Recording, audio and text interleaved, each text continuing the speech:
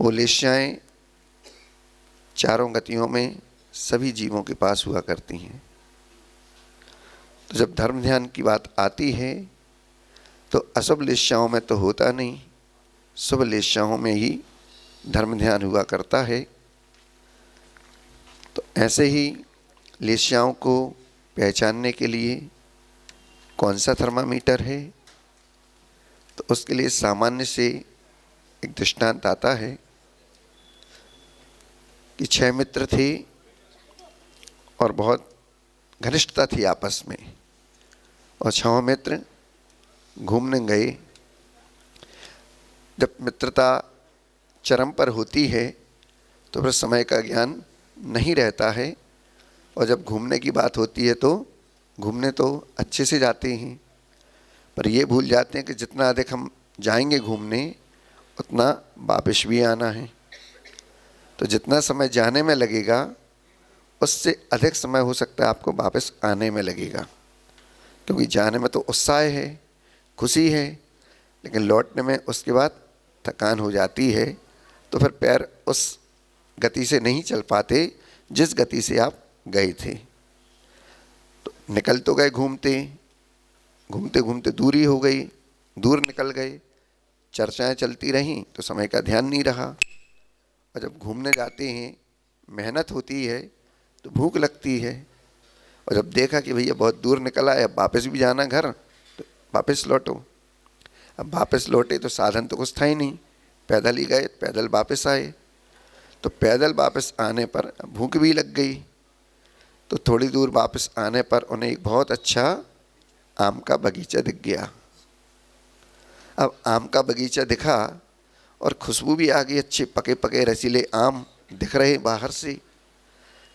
बाहर से तो दिख रहे, तो भीतर वृक्ष हैं, आम का वन है, आम्र वन है, अच्छे बड़े बड़े रसीले मीठे आम, खुशबू बहुत अच्छी, सुगंध बहुत अच्छी है, नासिका को प्रभावित कर गई। तो भूख और प्रदीप्त तो हो गई और जोर से लग गई। अब क्या करें, आजू बाजू देखा तो कोई दिखा नहीं। अब सामने तो दीवार है, कैसे जाएं? तो बोले संगठन में शक्ति हुआ करती ना, बोले एक दूसरे को सहयोग करो और दीवार के पीछे कूद जाओ। तो सहयोग किया, 2 इस दीवार के पीछे रहे और कंधे पे खड़े होकर दीवार के ऊपर चढ़ते हुए अंदर प्रवेश कर गए। अब अंदर प्रवेश तो कर गए, अब आम कैसे पाएं? तो वहीं पर आम्र के जो रखवाली करता था, आम्र वन का जो वनमाली था, उसका वहाँ कुछ सामान रखा हुआ था। तो एक व्यक्ति की नज़र उस सामान पर पहुँच गई, तो उसने वहाँ से कुल्हाड़ी उठा ली। बोले एक आम का बहुत अच्छा पेड़ है, रसीले आम हैं, मैं इस पेड़ को नीचे से ही निकाल देता हूँ, तो पेड़ जमीन से संपर्क टूट जाएगा, नीचे गिर पड़ेगा, अपन आम खा लेंगे। दूसरे ने कहा नहीं, हम उसको पकड़ के हिलाते हैं और तने को निकाल लेंगे बीच से, पेड़ के गिराने की ज़रूरत नहीं है। तीसरा पहुंच गया, बोले नहीं, ये डालियाँ पर है ना, इस डाली को तोड़ दो, डाली को तोड़ने पर आम मिल जाएंगे। चौथा ऊपर पहुंचा और बोले नहीं, डाली को नहीं तोड़ना है, डाली में जो गुच्छे लगे ना, उन आमों के गुच्छों को तोड़ लेना है। 5वां गया, बोला नहीं, केवल पके आम तोड़ना है। 6वां नीचे ही रहा, न उसने पेड़ को जमीन से संपर्क अलग किया, न तने को हिलाया, न डालियों को तोड़ा, न गुच्छों को तोड़ा और न पके आम को तोड़ा। गुच्छों को तोड़ने पर कच्चे आम भी थे, पके आम भी थे। आप पके खाते, कच्चे फेंक देते, और पके वाले ऊपर से तोड़ना फिर भी ठीक था। लेकिन 6वें का भाव और सबसे उज्जवल था। उसने कहा भैया, न ज़मीन से अलग करो, न तने को निकालो, न डालियों को निकालो, न गुच्छे को तोड़ो और न पके आम तोड़ो, जो नीचे गिरे हुए हैं टूट कर, ये बीन लो, खा लो और अपनी क्षुधा को मिटा लो। और वो बीनने में लग गया। 6 के उदाहरण से आपको समझ में आ गया कि किसकी क्या प्रवृत्ति हो गई। नया साल आ रहा है। साल को बदलना प्रवृत्ति है, प्रकृति है। साल का बदलना प्रकृति है। एक एक दिन, एक एक क्षण, एक एक पल, दिन से रात, रात से दिन, एक दिन निकल गया, 2 दिन निकल गए, 3 दिन निकल गए, सप्ताह निकल गया, पक्ष निकल गया, माह निकल गया, 6 माह निकल गए, वर्ष निकल गया, निकलने वाला है अभी 2-4 दिन में। तो साल का निकलना प्रकृति है और व्यक्ति का बदलना प्रवृत्ति है। तो उसी प्रकार से यहाँ पर 6 व्यक्तियों की प्रवृत्ति 6 प्रकार से दिख गई। तो जिसने जमीन से संपर्क निकाला उस पेड़ का कि जड़ से ही खत्म कर दें, ऐसे ही कृष्ण लेश्या वाले की प्रवृत्ति हुआ करती है कि वह व्यक्ति को जड़ से ही खत्म करना चाहता है, उसका अस्तित्व ही मिटाना चाहता है। संक्षिप्त से अपन समझने का प्रयास करें। नील लेश्या वाला क्या करता है? वो जड़ से तो नहीं निकालता है, लेकिन ऊपर के जो उपांग हैं, तने आदि, उसको निकालना चाहता है। पूरा नष्ट नहीं करेगा, लेकिन फिर भी आधा तो नष्ट कर ही देगा। कापुत लेश्या वाला क्या करेगा?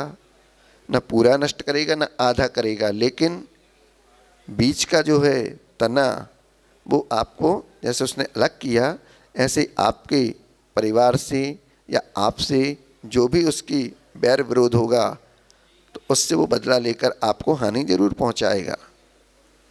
ये 3 हो गए आपकी अशुभ लेश्याएं। पीत लेश्या वाला क्या करेगा? वो ये करेगा कि भैया न तने को अलग करेगा, न जड़ से पेड़ को अलग करेगा, जमीन से संपर्क अलग नहीं होगा, तने को भी हानि नहीं पहुंचाएगा, लेकिन गुच्छे को तोड़ेगा। तो जो काम के हैं वो तो आम पके खाएगा, जो कच्चे आम रह गए, जिसको आप अनर्थ दंड भी कहते हैं, वो वैसा आपके साथ व्यवहार करेगा।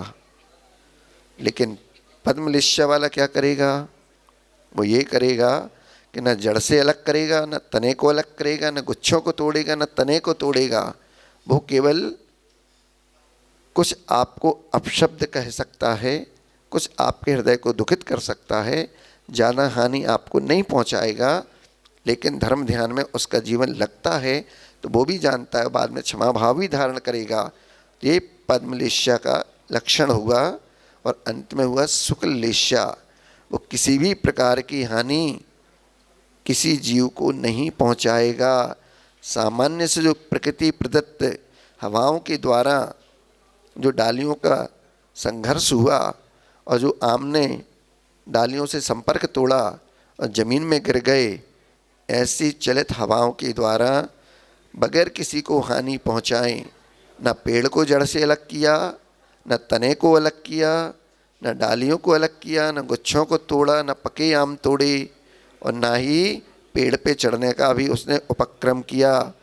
जो सहज मिल गया प्रकृति प्रदत्त कि जो सामान्य से नीचे मिला, उसी को बीना और अपनी क्षुधा को मिटा लिया।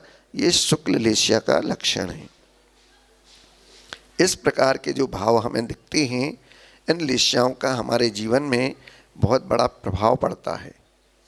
और ये लेश्याओं के माध्यम से हम अपने आप को पहचान पाते हैं कि हम वास्तव में भव्य जीव तो हैं, क्योंकि रोज प्रतिदिन मंदिर आते हैं, पूजन करते हैं, अभिषेक करते हैं, देखते हैं, स्वाध्याय करते हैं, गुरुओं की सेवा करते हैं, आहार दान आदि देते हैं, सब कुछ करते हैं, तो भव्य तो हैं। क्योंकि भव्य का पहला गुणस्थान से लेके 14वें गुणस्थान तक की यात्रा होती है, लेकिन अभव्य का तो पहला ही गुणस्थान होता है और उसके भाव यहाँ तक पहुँचने के नहीं होते। जो आ रहा होता है उसको भी रास्ते से वापस ले जाते हैं। अरे कहाँ मंदिर जा रहे हैं, अभी मार्केट है, मेला है, खूब अच्छा है, घूमने चलिए, तो आपको भी अपने साथ ले जाता है। तो ये लेश्याओं के जो लक्षण हैं, उदाहरण हैं, इनको देखते हुए अपने आप को हम संभाल सकते हैं। अपने आप की लेश्याओं के द्वारा अपने परिणामों को बिगड़ने से बचा सकते हैं। हम किसी दूसरे का अहित नहीं करें। अगर हमारा कोई अहित करता है तो अपने आप में हम क्षमा भाव धारण करें। क्षमा नहीं करना, क्षमा भाव को धारण करना है। क्षमा कर दिया और भीतर भाव क्षमा के नहीं है। जब भी मौका मिलेंगे हम देख लेंगे, भाव अंदर हैं, ऊपर से हाँ क्षमा कर दिया, ऐसी क्षमा नहीं। ऐसी क्षमा मत करो, लेकिन अंदर से क्षमा भाव धारण करो। मैंने जो पूर्व में कर्म किया था, जो बीज बोया था, आज वो फल के रूप में आ गया। इतना है कि अपशब्दी तो कहे, हाथ पैर तो नहीं तोड़े, डंडे तो नहीं मारे, तो हमारा ये भी पुण्य कर्म का उदय है। हाँ भैया, उत्तम क्षमा। इन सब से बढ़ के आचार्य भगवान कहते हैं 6 लिस्साएँ तो हो गई, इन लिस्साओं से आगे भी एक और होती है, परम शुक्ल लिस्सा। वो बहुत ऊपर की बात है। तो कुछ बातें ऐसी भी होती हैं जिसको कहते हैं नीर ना सही समीर सही। ये आचार्य भगवान का बहुत पवित्र स्लोगन है। मतलब क्या हुआ?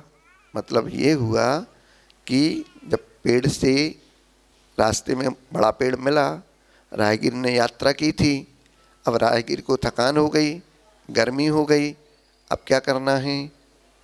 तो गर्मी है, थकान हो गई, भूख भी लग रही, लेकिन चतुर्दशी है, आज का उपवास है, महाराज के साथ बिहार तो कराए, अब क्या करेंगी? रास्ते में हाईवे बन गए, पेड़ों की छाया भी नहीं। तब 10-12 किलोमीटर चल लिए, तब एक बहुत बड़ा घना पेड़ दिखा। अब उस पेड़ की छाया भी अच्छी थी, तो जाके उस राहगीर को थोड़ी राहत मिली और पेड़ के नीचे जाके बैठ गया। तो ठंडी ठंडी हवा थोड़ी उस पेड़ की छाया के माध्यम से उसको मिल गई। अब पानी तो नहीं पीना है, मिल भी गया तो क्या करना, और मिलना भी नहीं है, रास्ते में कौन देगा? शुद्ध भोजन करने वाले को शुद्ध पानी, प्रासुक पानी कहाँ मिलेगा? मंजिल पर मिलेगा, मंजिल अभी दूर है। तो नीर ना सही समीर सही। ये ठंडी ठंडी हवाओं के माध्यम से उस व्यक्ति की जो तृषा थी वो भी शांत हो गई, रास्ते की जो थकान थी वो भी शांत हो गई, विश्राम मिल गया और उसका परिणाम निर्मल हो गया। ये परम शुक्ल इच्छा वालों को जो ऊपर के हैं, ऐसे भाव को भाते हुए अपने जीवन को धन्य करते हैं। ऐसे गुरुओं की कृपा हमारे ऊपर बरसी और आप सबका परम सौभाग्य कि आप सबको सहज में आपके नगर में और अब तो आपकी कॉलोनी में दूर भी नहीं जाना पड़ा कि भैया 15 किलोमीटर दूर महाराज बैठे चातुर्मास कर रहे। अब तो गांव-गांव और पाँव-पाँव की बात नहीं, अब तो कॉलोनी आओ की बात है। तो पहुंच गए महाराज, जितना लाभ ले सकते हैं लीजिए। आप सबका परम सौभाग्य वृद्धिगत होते रहे। इसी मंगल भाव के साथ आचार्य गुरुदेव श्री विद्यासागर जी महामुनिराज की, ज्येष्ठ मुनिराज श्री ब्रह्म सागर जी महाराज की